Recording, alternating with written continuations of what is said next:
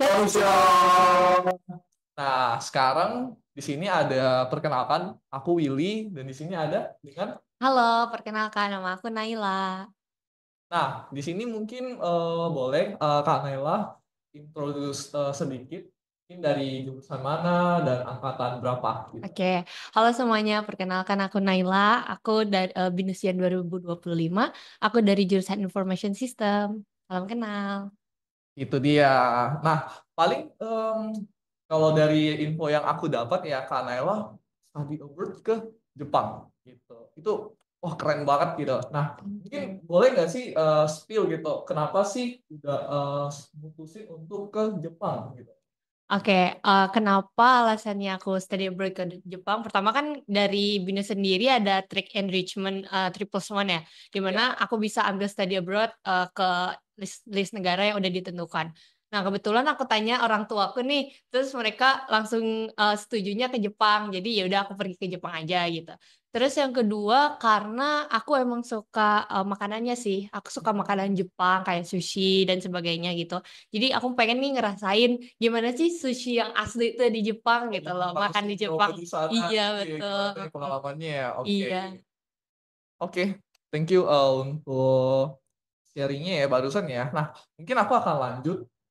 Pasti beberapa dari sini Binusian pasti kayak penasaran juga ya kayak contoh nih, bagaimana sih Kak Naila melakukan riset ya untuk nentuin university-nya gitu kan. Itu kan kalau kita cari tahu sendiri kan pasti bingung ya. Nah, mungkin boleh Kak sharingnya gitu. Oke, mungkin kalau dari riset sih pertama aku tanya-tanya IO dulu yang pasti ya, International Office di Oke. BINUS.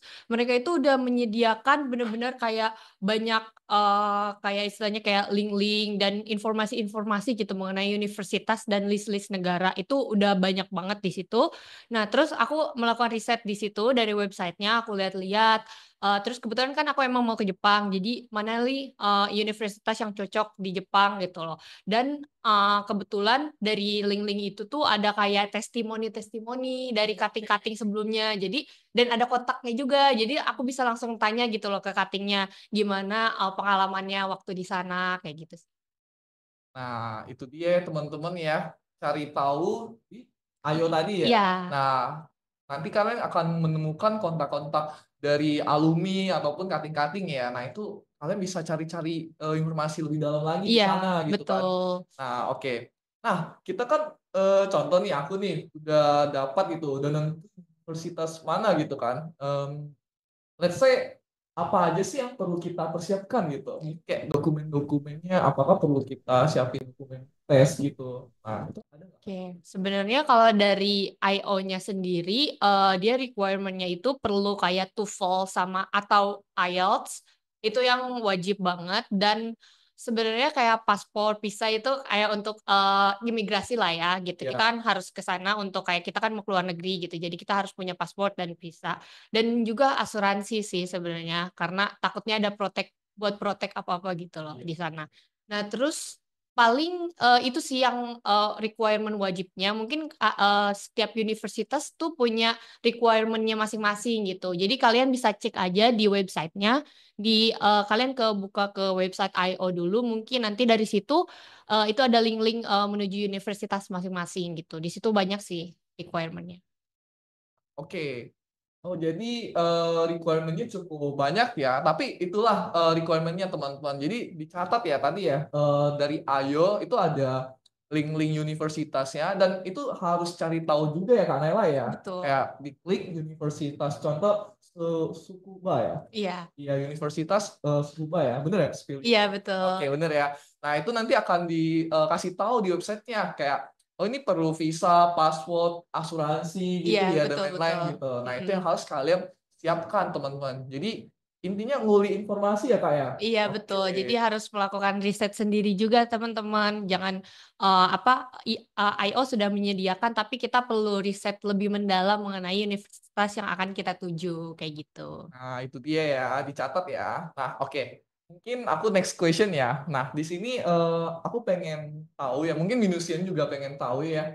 Apakah Kak Naila ada prefer nyiapin bahasa gitu, les private atau ngikutin belajar-belajar bahasa lah gitu? Ada nggak? Oke, sebenarnya aku kan pergi ke Jepang itu ke University of Tsukuba ya. Di sana sebenarnya Tsukuba sendiri nggak mewajibkan aku untuk bisa bahasa Jepang atau mempunyai sertifikat N1, N2 dan sebagainya. Oh iya. Hanya perlu apa sertifikat untuk kemampuan bahasa Inggris aja.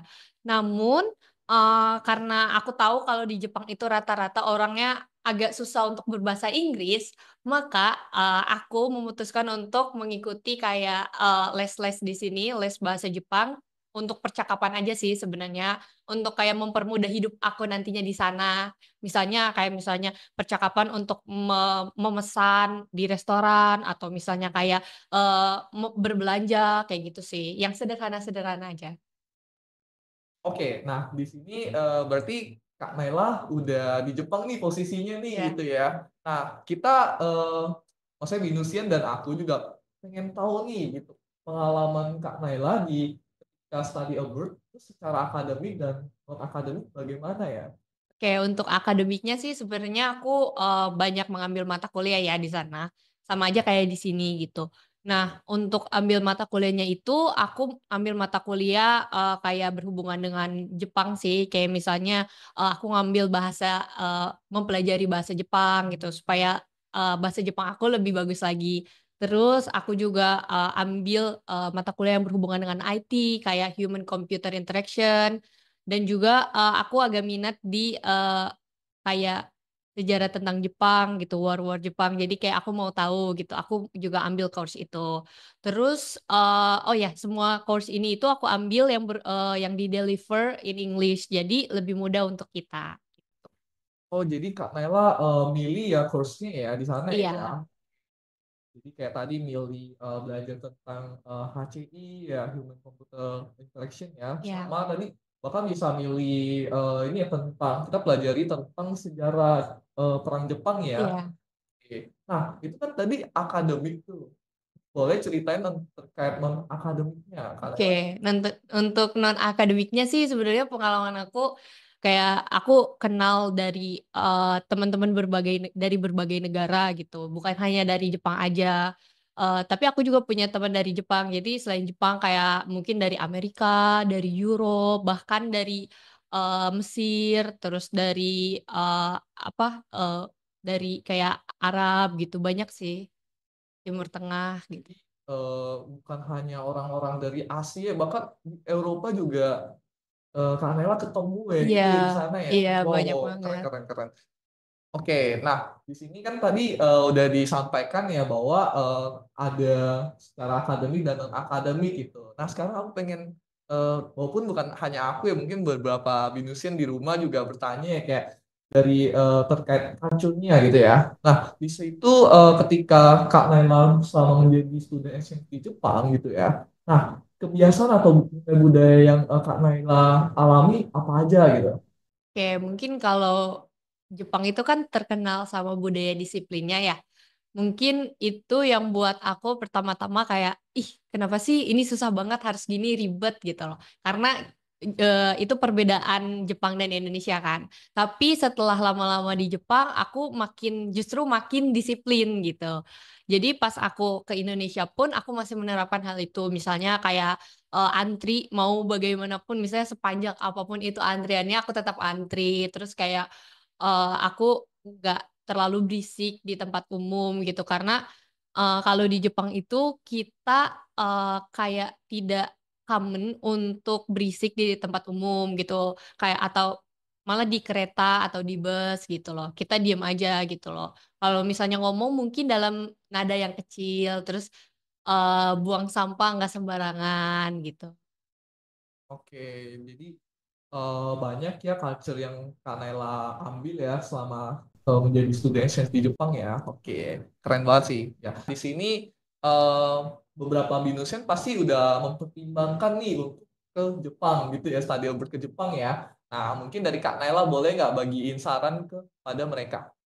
Oke, mungkin untuk Binusian yang mau pergi atau ada minat, ada mimpi nih mau pergi ke Jepang, aku saranin sih maksudnya kayak lakuin, go for it kayak gitu. Soalnya jujur ini adalah pengalaman yang paling berharga di hidup aku karena di Jepang ini dari study abroad di Jepang ini, aku belajar untuk bertanggung jawab atas diriku sendiri, terus disiplin, dan juga kayak lebih mandiri sih tentunya.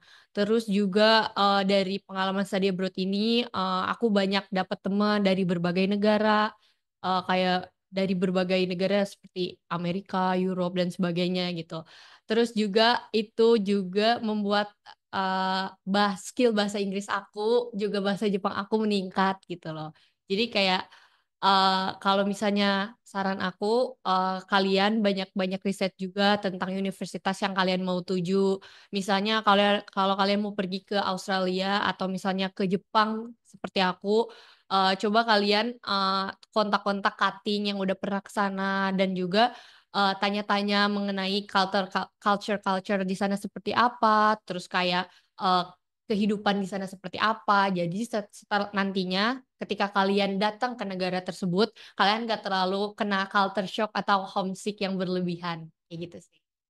Oke, mantep banget untuk sarannya untuk Binusian ya. Nah, em, mungkin beberapa Binusian pengen nanya-nanya ya. Nanti di kolom deskripsi itu akan ada kontaknya Kak Naila ya di Iya, Instagramnya ya. Jadi boleh kalian banget. kalau pengen bertanya-tanya ya boleh ya Kak. Boleh, boleh banget, boleh banget. Kalau bertanya-tanya tentang study abroad, especially kayak ke Jepang atau misalnya ke Universitas Tsukuba, boleh banget kontak aku. Iya, itu dia. Ini salah satu cutting nih udah dapat nih. Iya.